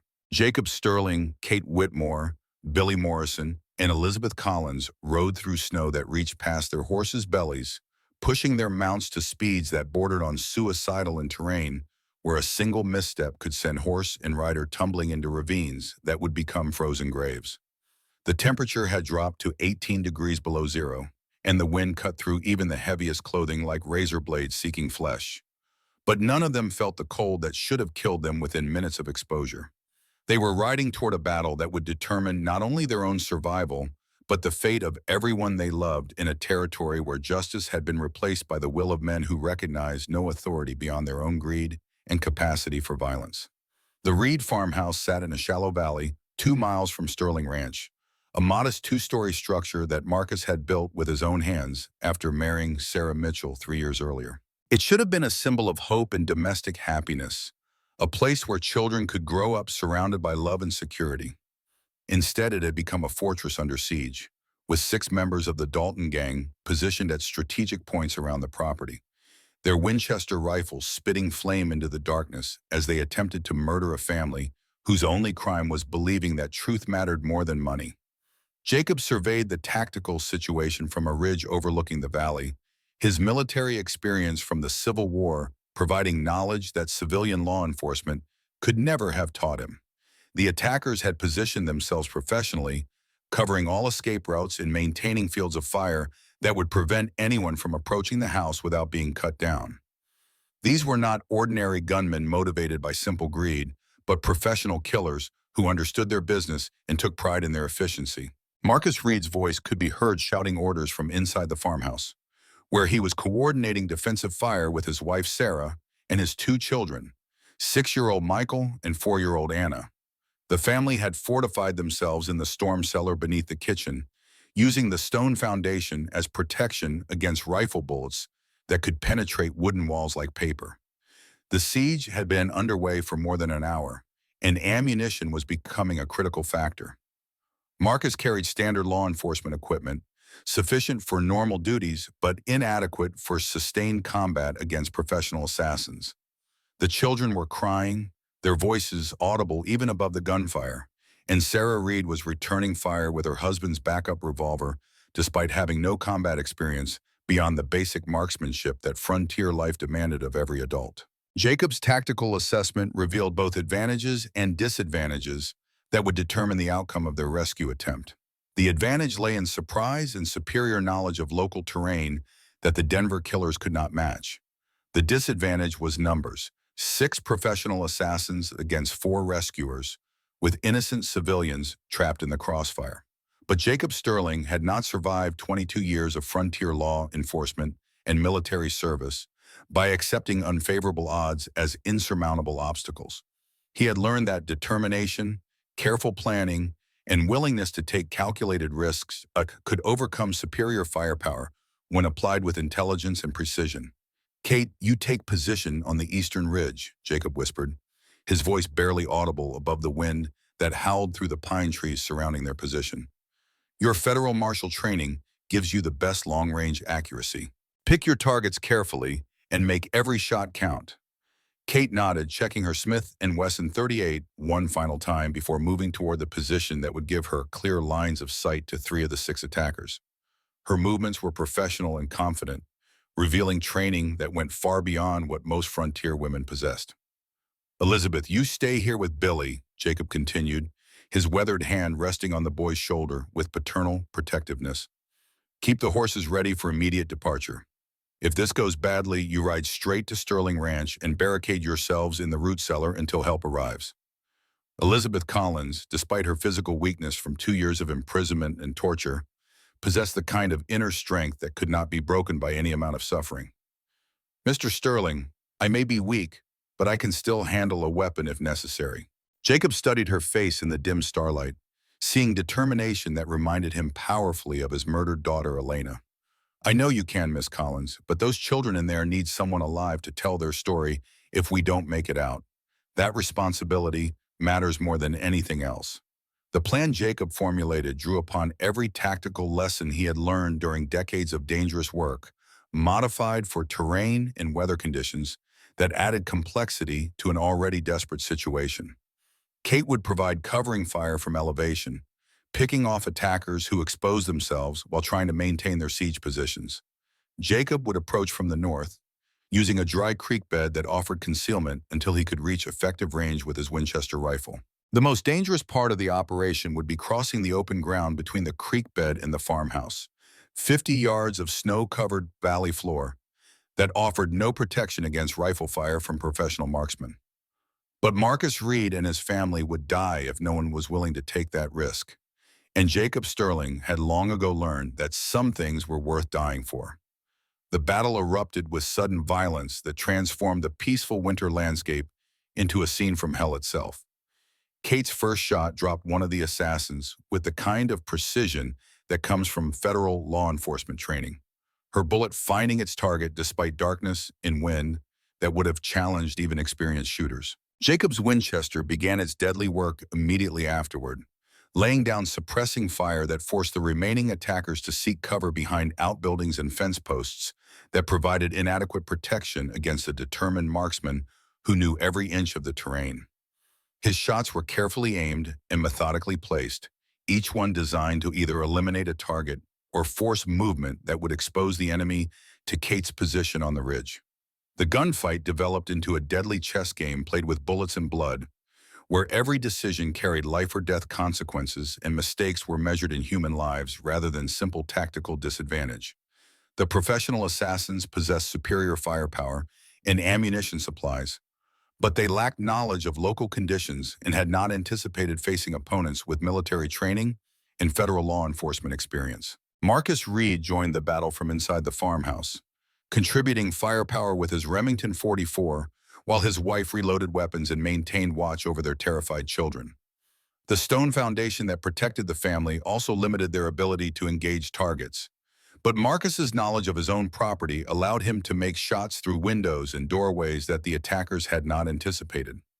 The turning point came when Jacob recognized the attack pattern his enemies were using, a coordinated assault technique that he had seen employed during the Civil War by Confederate raiders who specialized in overwhelming isolated positions through concentrated firepower. The assassins were preparing to storm the farmhouse simultaneously from 3 directions, a maneuver that would almost certainly succeed unless it could be disrupted before it reached full development. Jacob made his decision with the speed that had characterized every important choice of his adult life, abandoning the relative safety of his creek bed position to sprint across open ground toward the farmhouse. Rifle bullets whined past his ears like angry hornets, and snow exploded around his boots as enemy marksmen tried to cut him down before he could reach cover. But 45 years of frontier life had kept Jacob Sterling in the kind of physical condition that younger men envied, and desperation lent wings to his feet as he covered ground that should have been a killing field. He reached the farmhouse's stone foundation just as the coordinated assault began, arriving in time to add his firepower to the defensive effort that would determine whether the Reed family lived or died. The battle reached its climax in the farmhouse kitchen, where hand-to-hand combat replaced long-range marksmanship as the final two assassins breached the building's defenses and attempted to complete their mission through close-quarters violence. Jacob found himself facing Reynolds, Crowfield's chief enforcer, in a fight that tested every skill he had acquired during decades of dangerous work. Reynolds was younger and faster, but Jacob possessed the kind of desperate strength that comes from protecting innocent lives and the tactical knowledge that only experience could provide. When Reynolds' ammunition ran out, the fight became a brutal test of endurance and determination that would end only when one man could no longer continue. Jacob's victory came through the application of a combat technique learned during his military service, a move that disabled his opponent without killing him, preserving a witness whose testimony would prove crucial in bringing Crowfield to justice. Reynolds lay unconscious on the farmhouse floor, alive but no longer a threat to anyone. The siege was broken, but the cost had been significant. Marcus Reed had suffered a minor wound from flying splinters when rifle bullets penetrated the kitchen wall. Sarah Reed was uninjured, but traumatized by her family's brush with death.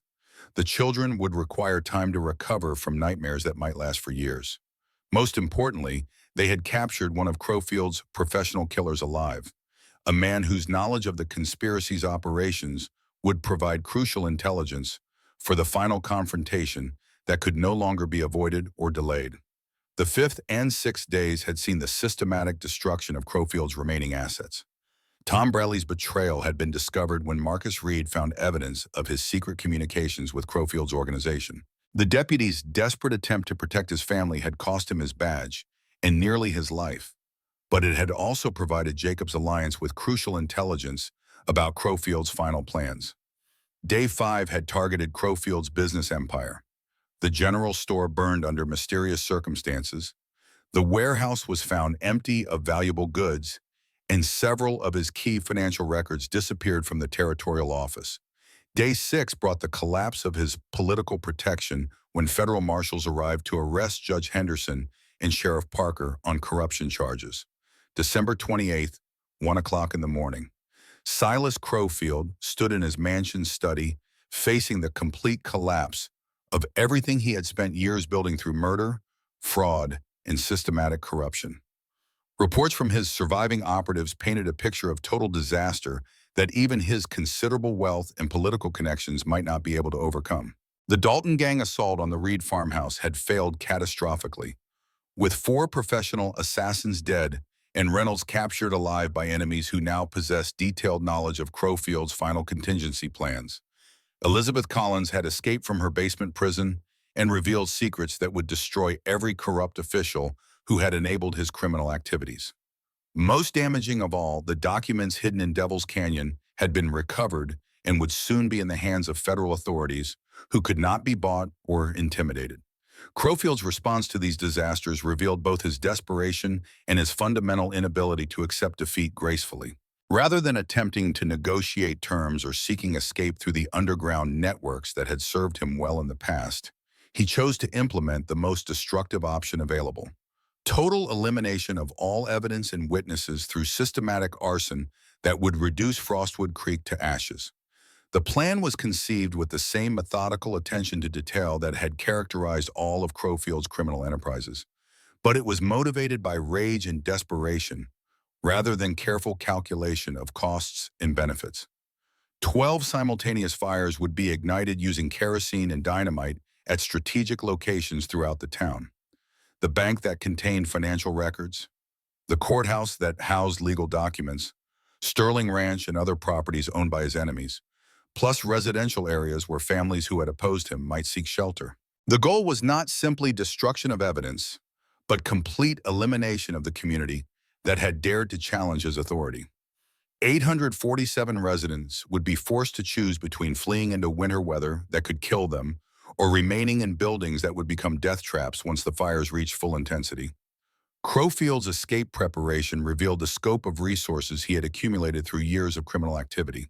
$47,000 in cash was loaded into wagons, along with selected documents that proved his partnerships with railroad companies and territorial officials. The plan called for departure during the confusion created by multiple fires, followed by relocation to California, where new identities and business relationships would allow him to continue operating without interference from federal law enforcement. But Elizabeth Collins' 2 years of imprisonment had provided her with detailed knowledge of Crowfield's contingency plans, information that she shared with Jacob and his allies as they prepared for the final confrontation that would determine whether justice or corruption would triumph in their struggle. "He's not just planning to burn evidence," Elizabeth warned, her voice steady despite the exhaustion and trauma that marked her recent escape from captivity. "He wants to kill everyone who knows the truth about his crimes. The fires are designed to trap families in their homes, making escape impossible once the blaze reaches full intensity."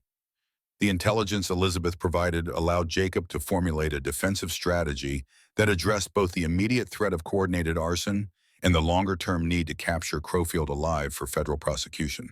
The plan required splitting their limited forces to protect multiple targets simultaneously while maintaining enough offensive capability to penetrate Crowfield's final stronghold. Marcus Reed would lead a team of volunteer firefighters to protect the courthouse and bank, ensuring that crucial evidence survived even if other buildings were lost to the flames. Kate Whitmore would coordinate civilian evacuation efforts, using her federal authority to organize resistance among townspeople who had previously remained neutral in their conflict with Crowfield's organization. Jacob and Billy would assault Crowfield's mansion directly, seeking to capture the criminal leader before he could escape to continue his activities in other territories. Elizabeth would remain at a safe distance, serving as a witness whose survival was essential for any future legal proceedings that might result from their night's work. The assault began at exactly 2 o'clock in the morning, precisely the time when Crowfield had planned to begin his campaign of systematic murder and destruction. But instead of defenseless victims waiting to be slaughtered, his hired arsonists encountered organized resistance that had been preparing for their arrival. 12 fires ignited simultaneously across Frostwood Creek, creating an apocalyptic scene that was visible for miles across the frozen landscape. Orange flames reflected off snow and ice, creating visual effects that resembled biblical visions of hell unleashed upon the earth. The sound of crackling wood and exploding buildings mixed with human screams and the confused bellowing of livestock to create an auditory nightmare that would haunt survivors for the rest of their lives. But the fires that should have created chaos and terror instead galvanized the community into collective action that demonstrated the fundamental difference between Crowfield's hired criminals and ordinary people fighting to protect their homes and families. Volunteer firefighters organized bucket brigades from the partially frozen creek, while women and children were evacuated to predetermined safe areas where they could ride out the disaster. Jacob's approach to Crowfield's mansion took him through streets that resembled a war zone, where burning buildings cast dancing shadows that concealed both allies and enemies. The stone mansion itself appeared impregnable, its thick walls and elevated position providing natural advantages that would challenge even experienced attackers. But Jacob Sterling possessed something that no amount of money could purchase: intimate knowledge of the building's construction, gained through his years as sheriff when he had been a frequent visitor for social and business purposes.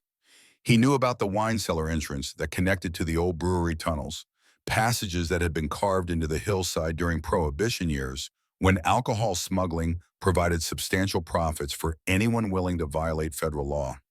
The underground approach allowed Jacob and Billy to penetrate Crowfield's defenses without alerting the guards who were focused on external threats they expected to come from the burning streets below. The tunnels themselves were narrow and treacherous, carved through solid rock with hand tools and offering barely enough space for a grown man to navigate without becoming trapped in passages that could become tombs if structural damage blocked the exits. They emerged into the mansion's basement wine cellar, where Elizabeth Collins had spent 2 years in captivity that would have broken weaker spirits. The sight of her former prison cell filled Jacob with rage that threatened to overwhelm the tactical discipline that kept him alive in dangerous situations. But Billy's presence provided the anchor that kept him focused on their mission rather than personal vengeance. The mansion's interior reflected Crowfield's wealth and sophisticated tastes, but it also revealed the paranoia that had grown within him during the weeks since Jacob had begun his campaign of systematic destruction. Extra guards were posted at every entrance. Weapons were stored in convenient locations throughout the building, and escape routes had been prepared for immediate use if circumstances required hasty departure. Jacob and Billy moved through the building like ghosts, using skills learned through decades of frontier law enforcement and frontier survival to avoid detection by guards who were trained to watch for external threats rather than enemies who had already penetrated their defensive perimeter. Their goal was Crowfield's study, where the criminal leader was making final preparations for his escape from justice. The confrontation, when it finally came, took place in the same room where Crowfield had planned Elizabeth Collins' imprisonment and ordered the murders of Daniel and Elena Morrison. The symbolism was not lost on Jacob Sterling, who understood that justice often required returning evil to the places where it had been conceived and nurtured. Silas Crowfield stood behind his massive mahogany desk, $40,000 in cash stacked in neat piles beside a revolver that represented his final insurance against capture. At 40 years old, he remained physically impressive, but his usual composure had been shattered by the systematic destruction of everything he had spent years building through criminal enterprise. Jacob Sterling, Crowfield said, his voice carrying the kind of forced calm that men use when facing circumstances beyond their control. I wondered when you would finally work up the courage to face me directly instead of hiding behind your hired assassins and federal marshals. Jacob stepped into the lamplight, Billy remaining in the shadows where his presence would provide tactical advantage if violence became necessary. I'm not here to hide behind anyone, Crowfield. I'm here to finish what you started when you murdered my daughter. Your daughter was an unfortunate casualty of business necessity, Crowfield replied with casual indifference that revealed his complete lack of human empathy. She discovered information that could have interfered with profitable arrangements. Her elimination was simply a rational business decision. The words struck Jacob like physical blows, confirming everything he had suspected about the man who had destroyed his family for nothing more than financial convenience. But instead of triggering the explosion of rage that Crowfield might have expected, they produced the kind of cold determination that made Jacob Sterling far more dangerous than any ordinary killer, motivated by simple emotions. Business, Jacob repeated quietly. 23 murders for business. 2 years of torture for a woman whose only crime was having an honest father. Stealing the life savings of families who trusted you with their futures. And all just business. Crowfield's hand moved incrementally closer to his revolver, but Jacob's own weapon remained steady and aimed with the kind of precision that comes from decades of practice under life-threatening conditions. The criminal leader was fast and desperate, but Jacob Sterling was faster and had more experience with situations where seconds meant the difference between life and death. The world belongs to men with vision and the courage to take what they want, Crowfield said, revealing the philosophy that had guided his criminal career. Your daughter lacked that understanding. She thought sentiment and legal technicalities mattered more than practical reality. She thought justice mattered more than money, Jacob corrected. That's why she's dead, and that's why you're going to answer for her murder and every other crime you've committed. For a long moment, the two men faced each other across the lamplight, each reading the other's intentions. Crowfield's hand trembled slightly as it hovered near his revolver, not from fear, but from the accumulated stress of 6 days watching his empire crumble, piece by piece. You think you've won, Crowfield said, sweat beading on his forehead despite the cold. But there are others, men in Denver, in Washington. This conspiracy extends far beyond one small town. Then they'll fall too, Jacob replied calmly, one by one until every last trace of corruption is burned away. The gunfight erupted with lightning speed. Crowfield's desperation made him fast, but desperation also made him careless. Jacob's bullet found its mark with deadly precision, while Crowfield's shot went wide, shattering the window behind Jacob. Jacob's bullet found its target with the kind of accuracy that only comes from righteous purpose combined with superior skill. Silas Crowfield collapsed behind his desk, wounded but not dead, his revolver clattering across the polished wooden floor as blood spread across his expensive white shirt. The man who had terrorized an entire territory through murder and corruption was reduced to a bleeding, frightened criminal who could no longer hide behind hired killers and corrupt officials. It's finished, Jacob said, kneeling beside the fallen man to check his wounds and ensure he would survive long enough to face justice in federal court. Your empire is destroyed, your secrets are exposed, and your victims will finally have their day in court. But even as Jacob spoke those words, The sound of approaching footsteps announced the arrival of Kate Whitmore and Marcus Reed, who had successfully coordinated the firefighting efforts that saved most of Frostwood Creek from the destruction Crowfield had planned. Their presence confirmed that the community had survived its greatest test and emerged stronger than before. Elizabeth Collins appeared in the study doorway, her presence serving as a living symbol of justice triumphant over corruption and evil. The woman who had endured 2 years of imprisonment and torture had lived to see her tormentor brought to account for crimes that had seemed beyond the reach of earthly justice. Federal marshals are en route from Denver, Kate announced, her official authority restored by the evidence they had gathered and the witnesses they had preserved. Crowfield will face trial for every charge we can prove, and the conspiracy he led will be dismantled completely. The aftermath of their victory would require months of legal proceedings, witness testimony, and federal investigations that would reach into territorial governments across the American West. But the immediate threat had been eliminated, and justice had been served through the courage and determination of ordinary people who refused to accept corruption as inevitable. Spring arrived early in 1884, bringing with it the kind of renewal and hope that follows the end of long, harsh winters. Frostwood Creek had been rebuilt and renamed Justice Springs in honor of the struggle that had transformed it from a community living under criminal tyranny into a place where law and justice could flourish. The wedding of Jacob Sterling and Victoria Hammond took place on the first warm day of March, with the entire population of Justice Springs in attendance to celebrate the union of two people who had found love and partnership in the midst of their fight against evil. Billy Morrison served as ring bearer, wearing new clothes that marked his transition from orphaned victim to beloved grandson in a family that would provide the security and affection he needed to overcome his traumatic experiences.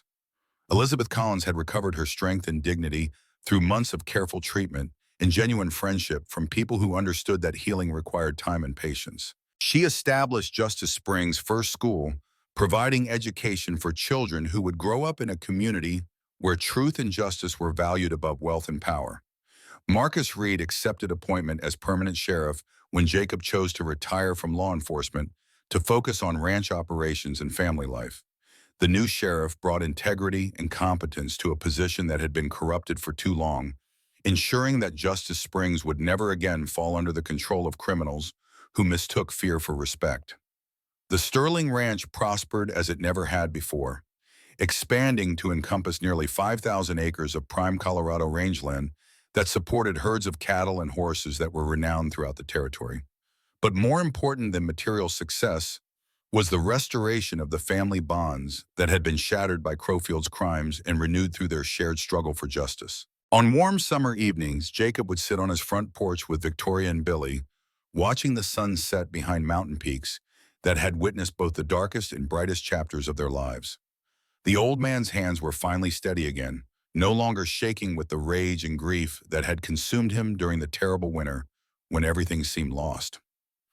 Billy Morrison grew into young manhood with the kind of strength and character that comes from surviving tragedy and emerging with faith intact rather than spirits broken.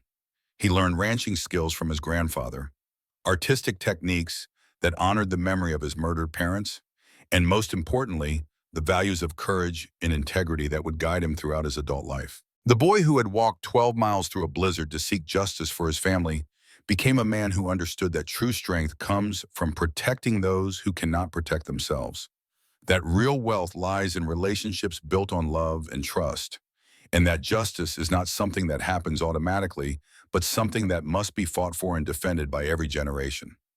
30 years later, in 1913, as 75-year-old Jacob Sterling sat by his fireplace telling 8-year-old Tommy about the winter that changed everything, the lessons remained as relevant as they had been during those 7 days when good and evil faced each other in mortal combat. "Remember this, Tommy," Jacob concluded, placing his weathered hand on his great-grandson's shoulder with the kind of gentle strength that comes from a life well lived. "Evil grows stronger when good men wait too long to act. When your time comes to choose between what's easy and what's right, choose courage, choose justice, choose the kind of life that honors those who came before you and protects those who will come after." The boy nodded solemnly, understanding that he was receiving more than just a story about the past. He was being entrusted with values and responsibilities that would define not only his own character, but the character of generations yet to be born. Outside the ranch house windows, snow fell gently across land that had been bought with blood and defended with courage. Land that would provide security and prosperity for Sterling descendants as long as they remember the lessons learned during that terrible and magnificent winter when justice triumphed over corruption through the determination of ordinary people who refused to accept evil as inevitable. The war for Justice Spring's soul had been won, but the eternal struggle between good and evil would continue in every generation, requiring new heroes and new acts of courage from men and women who understood that freedom and justice are never permanently secured but must be earned anew by each generation that inherits them.